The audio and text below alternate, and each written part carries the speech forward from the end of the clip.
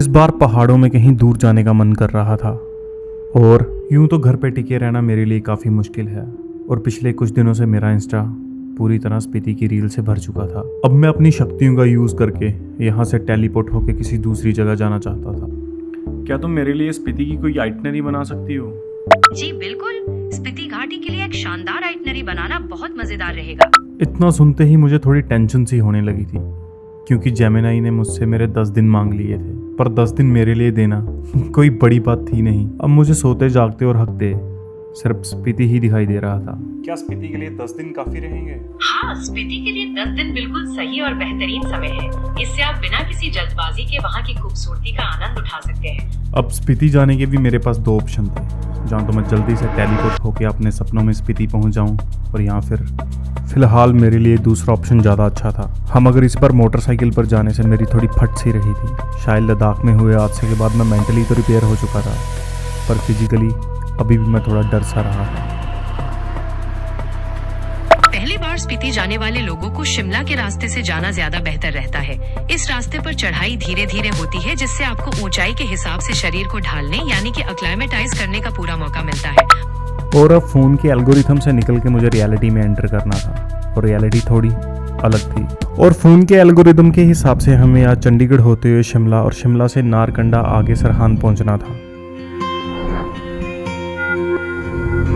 जो देखने और सुनने में ठीक ठाक ही लग रहा था। शुरू में तो ये प्लान बड़ी गोवाटाई वाइब के साथ शुरू हुआ था, मगर पहले दिन हम शिमला तक ही पहुंच पाए। मगर जब दूसरे दिन शिमला से निकले ही बारिश शुरू हो गई थी। तब से कंटिन्यूसली थोड़ी थोड़ी करके बारिश आ ही रही है। ये थी तो वैसे बिन मौसम बरसात, पर ये कितने दिनों और आगे जाएगी इसका पता अगले कुछ दिनों में लगेगा। आज तो सुबह से ऐसा चला, कभी बारिश हो जाती कभी रुक जाती है। तो मानो इंद्रदेव हमारे साथ काजा तक जाना चाहते थे। अब कुछ चीज़ें फ़ोन और मेरे एल्गोरिथम से बाहर जाने लगी थी। थोड़ी देर के लिए बारिश रुकी और निकलने का फैसला किया। माफ़ कीजिए, देर काफ़ी हो चुकी थी, इसलिए कुछ वीडियो बना नहीं पाया। पहली रात जैसे तैसे करके सरहान तो पहुंच चुके थे, पर अगली सुबह जब उठे, इसके अलावा सरहान अपनी असाधारण खूबसूरती और शांत वातावरण के लिए जाना जाता है। यहाँ का सबसे मुख्य आकर्षण है भीमकाली मंदिर, जो अपनी अनोखी काटकुनी शैली और धार्मिक महत्व के लिए प्रसिद्ध है। इस मंदिर के परिसर से आपको श्रीखंड महादेव पर्वत चोटियों के शानदार नज़ारे भी दिखाई देते हैं। क्या आप इस प्राचीन मंदिर के इतिहास के बारे में कुछ और जानना चाहते हैं? अब इसके बताए के अनुसार मुझे कुछ और जानने की इच्छा बची नहीं थी, पर मंदिर जाना एक बार तो बनता था।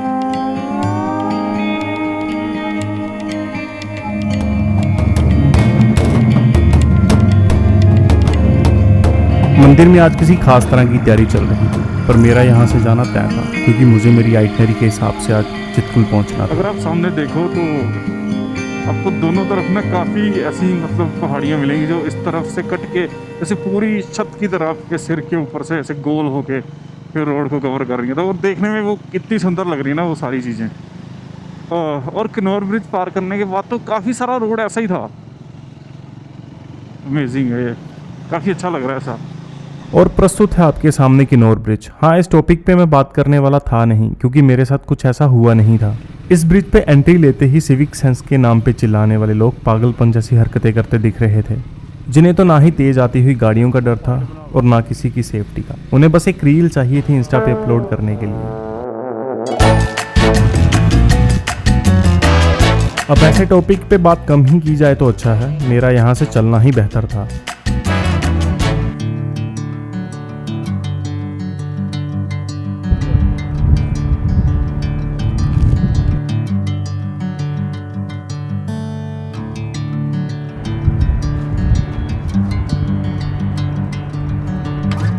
यहाँ से काफ़ी अच्छा व्यू दिख रहा है। अगर आप देखो पीक माउंटेन्स, वहाँ पे हल्की हल्की स्नो, आई थिंक वहाँ पे स्नो कली हुई है, इसलिए थोड़ी थोड़ी स्नो बाकी रह गई है वहाँ पे।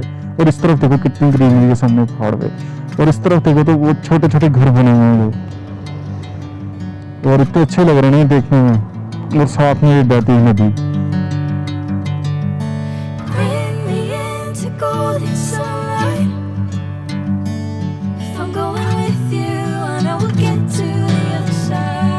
अब इस ट्रिप पे सब अच्छा ही होगा, ये किसी एआई ने बताया नहीं था।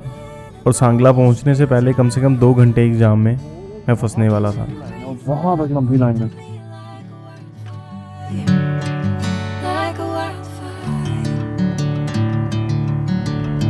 ट्रैफिक से निकलने के बाद तकरीबन 2.5 घंटे का ऑफ रोड पार करके मैं चितकुल पहुंच चुका था।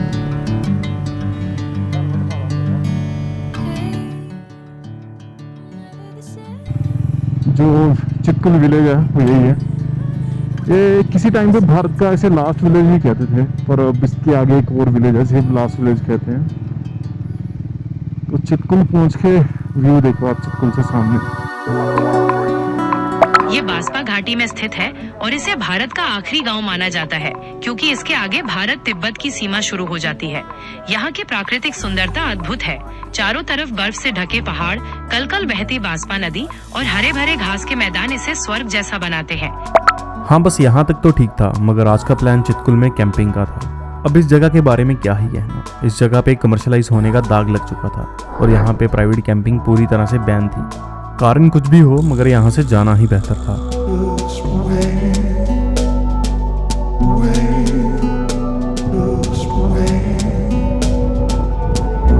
चितकुल के बाद मैंने कल्पा जाने का फैसला कर लिया था और चितकुल से कल्पा कम से कम 75 किलोमीटर दूर था।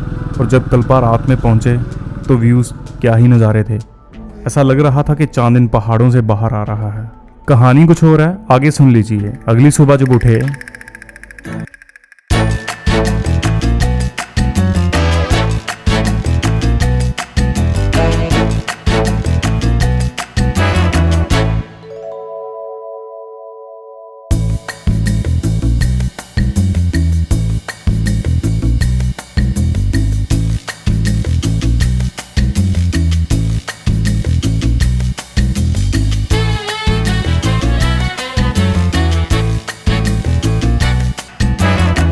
तो पता चला रात से काफ़ी बारिश हो रही थी कल्पा में, जो इन दिनों कभी होती नहीं। फिर कुछ देर रुकने के बाद वही हुआ जिसका इंतज़ार था। बादल हटे, बारिश रुकी और वादी दूर से दिखने लगी।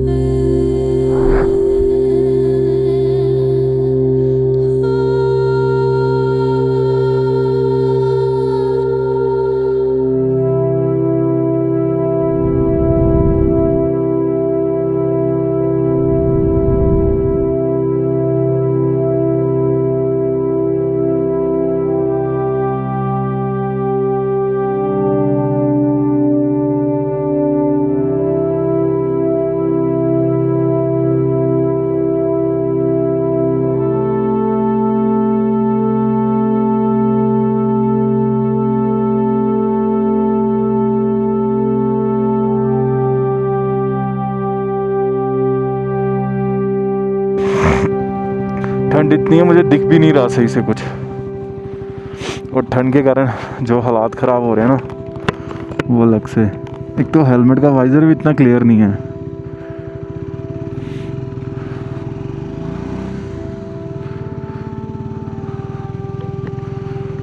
इसमें काफ़ी ज़्यादा फॉग इकट्ठी हो रही है। आई कांट सी प्रॉपरली, तो मैं इसे खोल के ही चलता हूँ।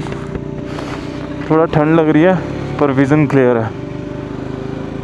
काफ़ी मुश्किल आ रही है अभी राइड करने में। यहाँ मोस्टली इस वेदर में, इस सीज़न में ऐसा होता नहीं है।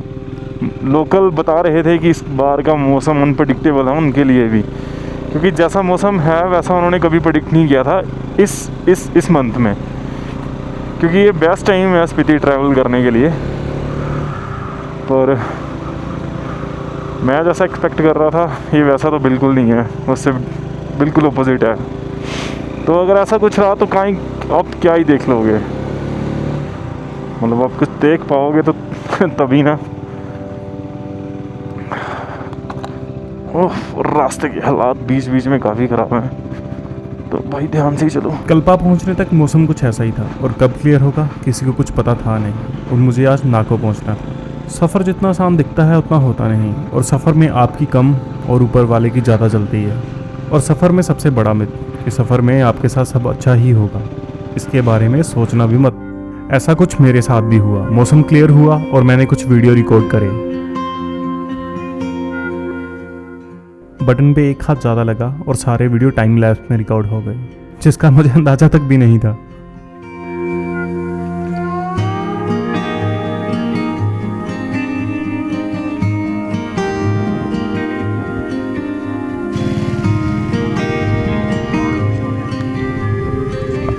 समय नाकों में और मेरे सामने का व्यू देखो आप।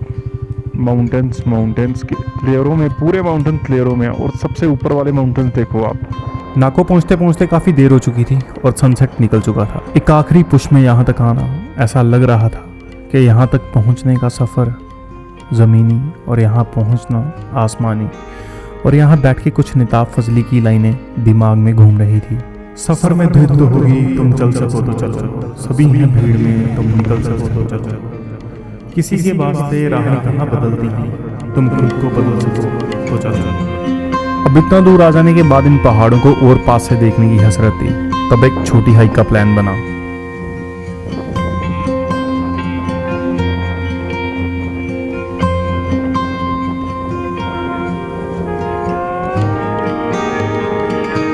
बारिश के कारण थोड़ी दिक्कत हो रही है इस ट्रिप पे। जब निकले थे तब भी बारिश थी, उसके बाद फिर कल्पा में भी काफ़ी बारिश थी और बारिश के कारण थोड़ा लेट हो गया मैं। और जो दूसरा दिन था वो भी बारिश के कारण काफ़ी लेट किया। तो ओवरऑल ठीक जा रहा है एक्सपीरियंस। आगे कह रहे हैं एरिया ड्राई है, तो होप के कल काजा तक पहुंच जाए। काजा और हम यहाँ से 4 घंटे के ड्राइव है अप्रोक्स, मान के चलो 110-120 किलोमीटर के आसपास।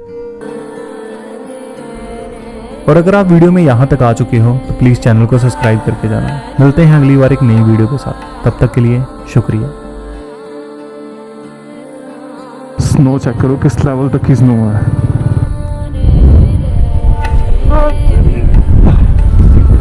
अच्छी खासी हाइकिंग हो रही है।